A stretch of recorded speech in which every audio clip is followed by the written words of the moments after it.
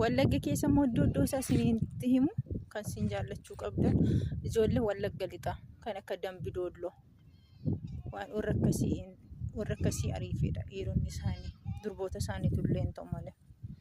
Kanaan ala wayyoo kan Laqqamtee kan Shaambuu Horoo Guduruu Wallaggaatti fuute sana bakka qaaraa Walloo beekte miti shinti si guutu akkasii gubaaf umurii isaanii guutu otoo siitiin sin jiraachisiin ganaa dubartii biraa sirriitti jaallattu siitiin bukkee kaanii sirriitti janajjanuuni dhugaa rabbi sinitti haafu isaa saroota maammidoo Horoo Guduruu Wallaggaa sareedha.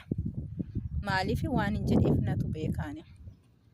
Sababa kanaaf jirti beektaa ollaa keenya qoshaasha wayii tokko jirti gurbaa aloonni ishee Jimmaa Gannatiidha.